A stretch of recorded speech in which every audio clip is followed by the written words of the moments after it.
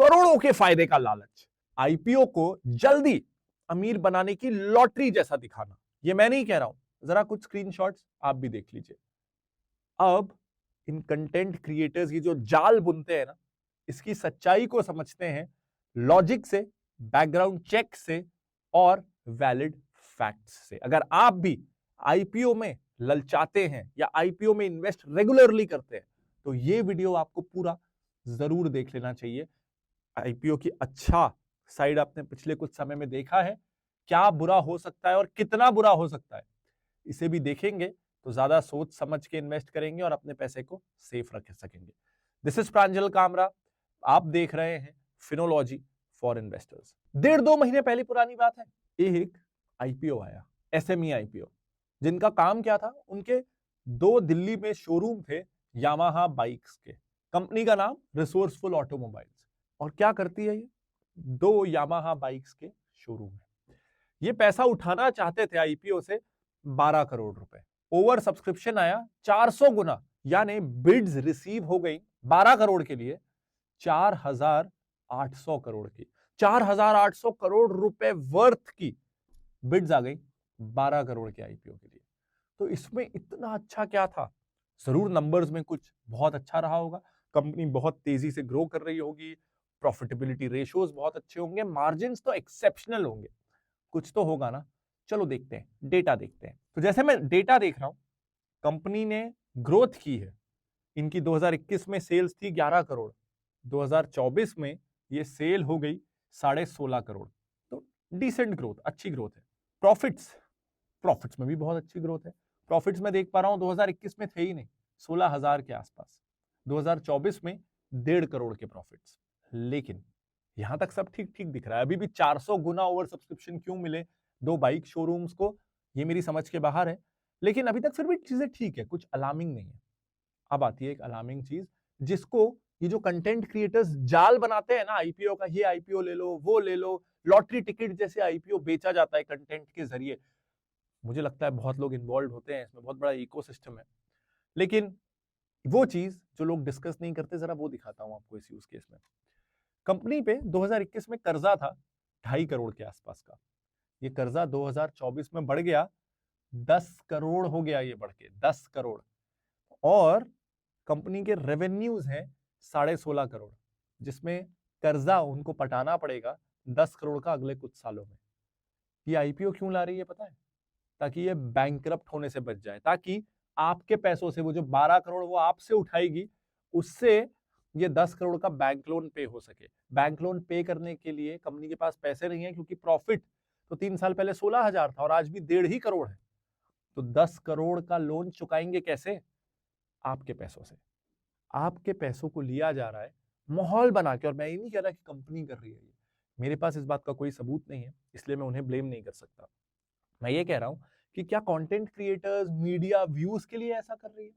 क्योंकि सबको पता है कि पिछले कुछ सालों में आईपीओज ने बहुत अच्छा रिटर्न दिया। यानी इन्वेस्टर्स, जो यंग नए इन्वेस्टर्स हैं, उनके दिमाग में रीसेंसी बायस है। हमें वो चीजें ज्यादा अच्छे से याद रहती हैं जो रीसेंट होती है, जो पिछले 2 साल में हुई है, जो पिछले 3 साल में हुई है। आईपीओज 10 साल पहले कैसा कर रहे थे, ना हमें पता है, ना हमें फिक्र है, ना हमें याद है। 20 साल पहले कैसे कर रहे थे, हमें नहीं पता। आज तो मौसम आईपीओ का है, आईपीओ की गंगा बह रही है, हम भी हाथ धो लेते हैं। तो इसका फायदा क्या कई लोग उठाना चाहते हैं? क्या कई लोग उठा रहे हैं? और देखो, कोई भी चीज जब बबल बनता है ना, आप 2007-8 के क्रैश के बारे में कभी देखिएगा, मैं भी कभी वीडियो बनाऊंगा, जब हर कोई एकदम संतुष्ट हो जाता है ना कि बस ये तो आसान है, ये तो बहुत सालों से चल रहा है, 2 4 5 साल से चल रहा है, ऐसे ही तो पैसा कमाया जाता है। और जब आपका कॉन्फिडेंस बढ़ जाता है, वो बबल तभी बर्स्ट होता है। कभी किसी ने जिंदगी में अगर धोखा खाया हो, तो धोखे का मतलब ही वो है कि आप विश्वास करते थे और आपके साथ विश्वासघात हुआ। धोखे के लिए विश्वास होना जरूरी है, आपका नुकसान हो उसके लिए आपका भरोसा जीतना जरूरी है। तो ये छोटे मोटे आईपीओज ने इतना आप लोगों का भरोसा जीत लिया है ना, कि ये भरोसे का नुकसान जब होगा तो बहुत बहुत ज्यादा होगा। मैं ये नहीं कह रहा हूं कि आईपीओज में बिल्कुल ही इन्वेस्ट मत करिए। मैं ये भी नहीं कह रहा हूं कि छोटी कंपनियों में, किसी का शोरूम है तो उसके आईपीओ में इन्वेस्ट मत करिए। छोटे बिजनेसेस का मैं बहुत सम्मान करता हूं, मैं उनके स्ट्रगल्स जानता हूं, मैं डे टू डे जानता हूँ कि कितना मेहनत, सैक्रिफाइस और वो अपनी सारी पूंजी लगा के व्यापार करते हैं, मैं उसका सम्मान करता हूँ। लेकिन एज अ यंग इन्वेस्टर, जब आप ऐसी कंपनी में इन्वेस्ट कर रहे हो जिसके पास अपने लोन चुकाने के लिए पैसे ही नहीं है और वो मजबूरी में आपके पास आ रही है, तो मुझे आपकी भी चिंता होती है। छोटी कंपनियां बुरी होती हैं, बड़ी कंपनियां अच्छी होती हैं, ऐसा बिल्कुल नहीं है। कई छोटी कंपनियां भी बहुत हेल्दी, बहुत अच्छी होती हैं, कई बड़ी कंपनियां भी बहुत बुरी, बहुत अनहेल्दी होती है। हमने बड़ी से बड़ी कंपनियों को भी डूबते हुए देखा है। तो साइज की बात नहीं है ये बात है कि जब आप बहुत छोटी कंपनियों में इन्वेस्ट करते हो जिनके बारे में ना आपने कुछ सुना था आईपीओ के पहले, ना आप उनके बिजनेस को जानते हो, ना उनके बारे में ज्यादा डेटा अवेलेबल है, तो आप गलती करने की गुंजाइश आपकी बढ़ जाती है। और छोटी कंपनियां वैसे भी हाई रिस्क तो होती हैं, इसलिए हम स्मॉल कैप को, माइक्रो कैप को लार्ज कैप से ज्यादा रिस्की बोलते हैं। तो जब आप इतनी छोटे आईपीओ में इन्वेस्ट करते हो, वो भी आधे अधूरे डेटा के साथ, क्योंकि आईपीओ के समय तो सब पीआर चल रहा है, आपको अच्छी चीजें बताई जाएंगी, तो आप खुद के ऊपर बहुत ज्यादा रिस्क लेते हो, जो इस एसएमई आईपीओ के केस में भी हुआ। क्या मैं ऐसा बोल के ये थोड़ी नेगेटिव बात करके आपको डिमोटिवेट करने की कोशिश कर रहा हूं? अगर ये सवाल आपके दिमाग में आए ना, तो एक चीज पूछिएगा, ऐसा करके मुझे क्या मिलेगा? बल्कि आईपीओ को प्रमोट करते हुए वीडियोस बनाऊं मैं, तो कई ब्रांड्स मेरे पास भी आ जाएंगे। तो आपको आईपीओ से दूर ले जाके, या खास करके रिस्की आईपीओ से दूर ले जाके, मुझे कुछ मिलने वाला नहीं है, मेरा कोई फायदा नहीं है। और जब किसी इंसान का कुछ बोल के कोई फायदा ना हो रहा हो, तो फिर वो झूठ क्यों बोलेगा? फिर वो मोस्ट प्रोबेबली सच बोलेगा। तो जब भी आपको ये मीडिया, इन्फ्लुएंसर्स ये चकाचौंध ये बोलते रहे कि कोई आईपीओ आया नहीं कि बस खरीद लो बिना जांच परख के, तो जरा ये सोच लेना कि क्या वो बायस्ड है, क्या किसी ने उसे पैसे दिए हैं ऐसा बोलने के? कुछ आईपीओज में आप इन्वेस्ट कर सकते हो बिल्कुल, लेकिन आपको ये ध्यान रखना है कि ज्यादातर आईपीओज क्रिएट किए जाते हैं उसके ओनर को फायदा पहुंचाने के लिए, आपको फायदा पहुंचाने के लिए नहीं।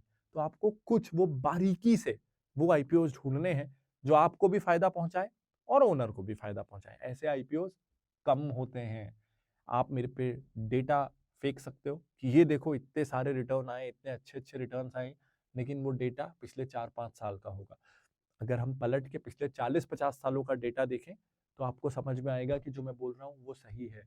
और लॉन्ग टर्म वाली चीज जो पिछले 40-50 सालों में हुआ है, पिछले 3-4 सालों में नहीं हुआ है, वो कब फिर से होने लगे और कब, जैसे ये रिसोर्सफुल ऑटोमोबाइल में हुआ, वैसे इन्वेस्टर्स को 30-40-50-60% का लॉस होने लगे, ये कब रेगुलरली होने लग जाएगा, इसको हम प्रिडिक्ट नहीं कर सकते। इसके अगेंस्ट हमको सावधान आज से ही रहना है। मैं ये इसलिए बोल रहा हूँ क्योंकि मैं आपकी चिंता करता हूँ। मैं हूं Pranjal Kamra, this is Finology for investors. अगर आपके आसपास आप किसी ऐसे को देखते हो जो ब्लाइंडली आईपीओज में इन्वेस्ट करता है क्योंकि एक दो बार उसे फायदा हो गया, उसके दिमाग में रीसेंसी बायस अगर घुसा हुआ है, तो उसे बचा लीजिए, ये वीडियो शेयर कर दीजिए। और अगर आपने चैनल को सब्सक्राइब नहीं किया है तो सब्सक्राइब करके बेल आइकन को दबा दीजिएगा।